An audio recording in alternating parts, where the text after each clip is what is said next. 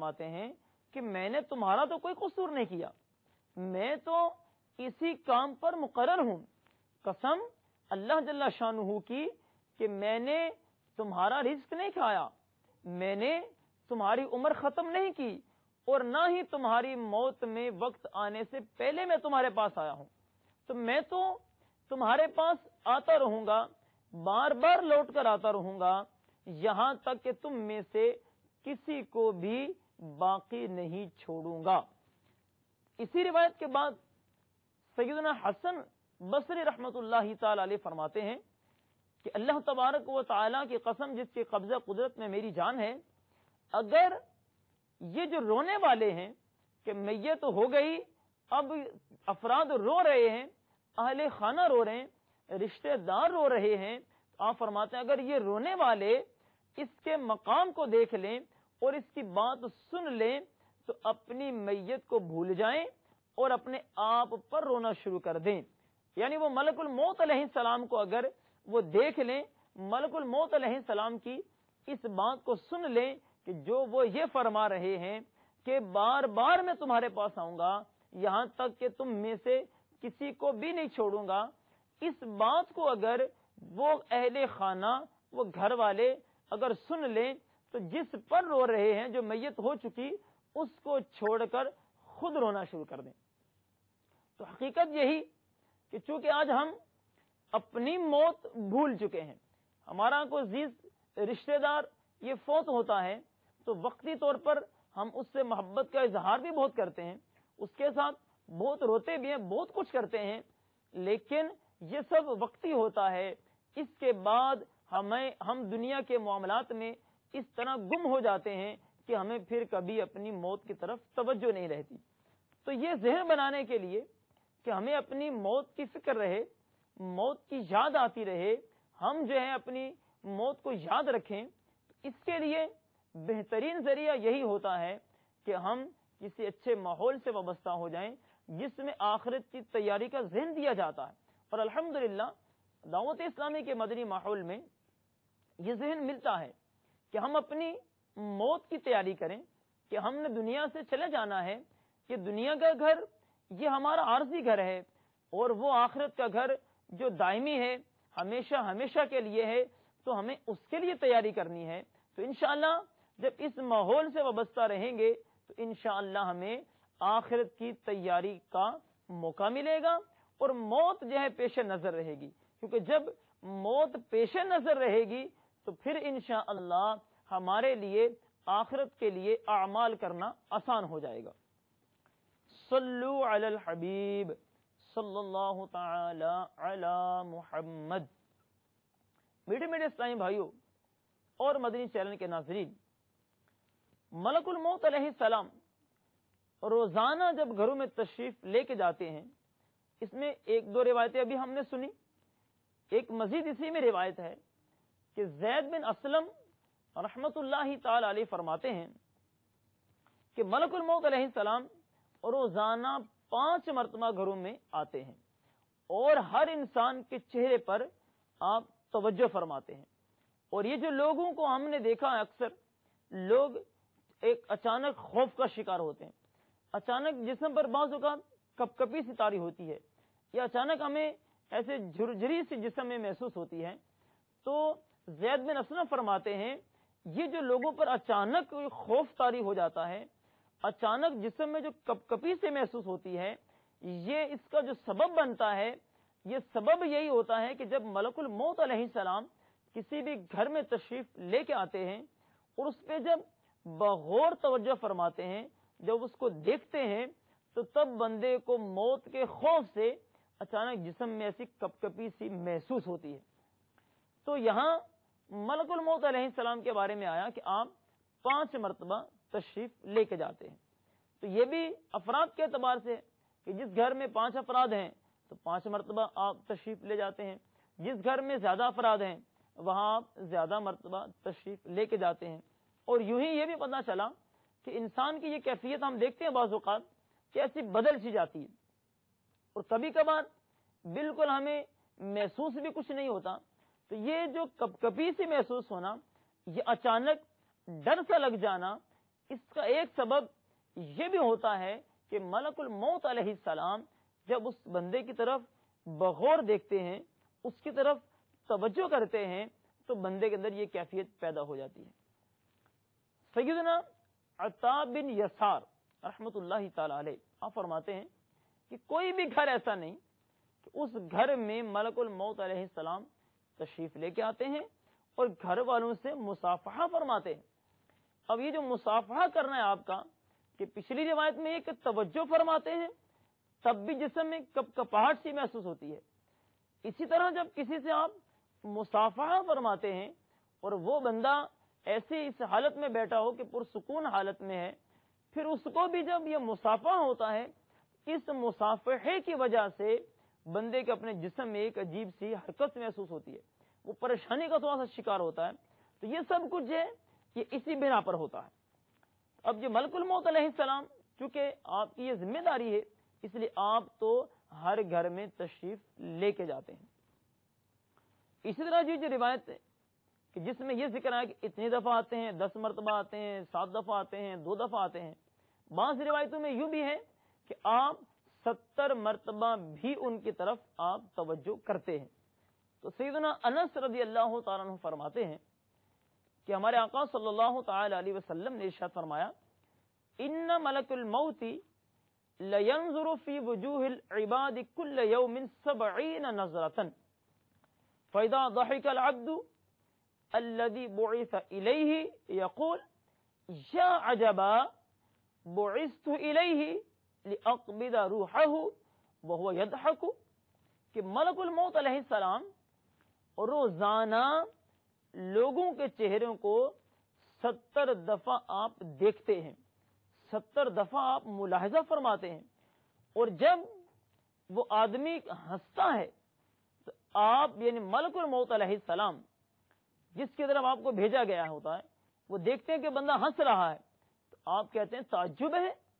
کہ میں تو اس کی طرف بھیجا گیا ہوں کہ میں اس کی روح قبض کروں، اور یہ جو ہے یہ ہنسنے میں لگا ہے۔ مطلب یہ کہ اس بات پر وہ تعجب کا اظہار کر رہے ہیں کہ جس کی موت کا وقت قریب ہے، جسے پتہ ہی نہیں کہ میری موت کب واقع ہو جائے گی، وہ جو ہے ہنسنے میں لگا ہے۔ اس طرح سے دنیا میں پڑا ہے کہ اسے اپنی قبر کی فکر ہی نہیں، اسے یہ فکر نہیں کہ مجھے کب جو ہے وہ موت آ جائے۔ اور ان روایات سے ہمیں یہ بات ذہن میں بٹھانی چاہیے کہ ان کو سننے کے بعد یہ ذہن بنتا ہے کہ دیکھیں ملک الموت علیہ السلام تو روزانہ آ رہے ہیں، اب کچھ پتہ نہیں کس وقت ہماری موت کے متعلق ان کے پاس ہماری موت کا پروانہ آ جائے، اور کب ہو جائے پروانہ ہماری موت کا، اور ملک الموت علیہ السلام وہ موت کا پروانہ لے کر آ جائیں، اور ہم جو ہے اپنے دنیاوی کاموں میں پڑے ہوں، ہم جو ہے ہنسنے میں پڑے ہوں، کھیل کود میں پڑے ہوں، اور ملک الموت علیہ السلام ادھر سے جو ہے وہ ہماری موت کا پروانہ لے کر آ جائیں، تو پھر سوائے اس وقت مایوسی کے، سوائے حسرت کے پھر کچھ بھی نہیں ہوگا کہ کاش ہم نے نیک اعمال کر لیے ہوتے، کاش ہم نے اپنی موت کو یاد رکھا ہوتا، کاش ہم موت کی تیاری میں مشغول رہتے۔ تو میٹھے میٹھے اسلامی بھائیوں اور مدنی چینل کے ناظرین، جب یہ بات طے ہے کہ موت جو ہے وہ اچانک بھی آ سکتی ہے، اس کے لیے جو وقت اللہ جل شانہ کے علم میں مقرر ہے ہمیں اس کا پتہ نہیں، اب وہ کسی بھی وقت ہمارے لیے اس کا وقوع ہو سکتا ہے، تو ہمیں ہر وقت اپنی حالت ایسی رکھنی چاہیے کہ ہم اس حالت میں ہوں کہ جب بھی موت واقع ہو تو ہم اللہ کی اطاعت میں ہوں، اللہ جل شانہ کے فرامین کی اطاعت میں ہوں، اس کے پیارے حبیب صلی اللہ تعالی علیہ وسلم کی اطاعت میں ہوں، آپ صلی اللہ تعالی علیہ وسلم کی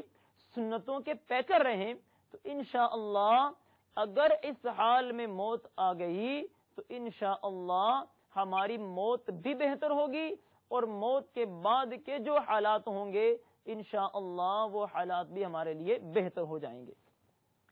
تو ملک الموت علیہ السلام اب جب آپ تشریف لاتے ہیں،